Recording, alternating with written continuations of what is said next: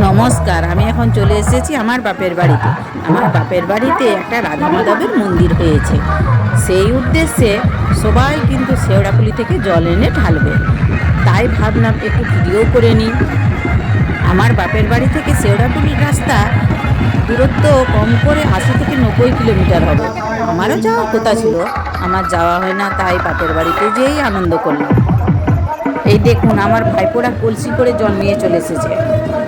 এই দেখুন, সবাই জল নিয়ে মন্দিরের চারদিকে ঘুরছে, তারপরে মন্দিরে গিয়ে ঢালবে। আমার আবার পূজা দেখতে খুবই ভালো লাগে, তাই যেখানেই পূজার আমন্ত্রিত হোক না কেন আমরা ঠিক চলে যাই। এই মন্দিরটি তৈরি করতে আমাদের গ্রামের ছেলেরা প্রচুর পরিশ্রম করেছে। আর আজকে তো প্রতিষ্ঠিত হচ্ছে, তার জন্য কিন্তু পুরো গ্রামে রান্নাবান্না হয় না, এখানে রান্না খাওয়ার ব্যবস্থা আছে। কয়েক হাজার লোক খাবে।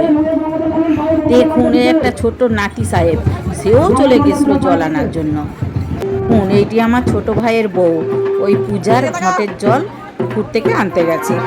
এখানে ঘট ডোবানো হচ্ছে, আরও ভাজেরা গেছে, আর ব্রাহ্মণও ঘট নিয়ে শেষে আসবে। মন্দিরটা কিন্তু খুব সুন্দর হয়েছে। মন্দির বলতে আটচালা, মাঝে রাধা মাধবের মন্দির, ঘর তোলা পর্ব সারা। এখন দেখুন 12টা বেজে গেছে, খাওয়া দাওয়া শুরু হয়ে গেছে, চলুন খেয়ে নিয়ে যায়। এখানে ভাত আর ডাল আর শুক্তও হয়েছে, আর হয়েছে সব সবজি দিয়ে কুমড়ো পুঁই শাকের তরকারি, আর আলুর পোস্ত, আর চাটনি, আর পায়েস, আর বোঁদে। সত্যি খাওয়া দাওয়াটা দারুণই হয়েছে, রান্নাগুলো খুবই সুন্দর। চলুন এরবার একটু মন্দিরটাও দর্শন করে নিই। এই যে দেখছেন রাধা মাধবের মন্দির, এইখানে কীর্তন হচ্ছে, কীর্তনটাও একটু শুনে নিই। চলুন।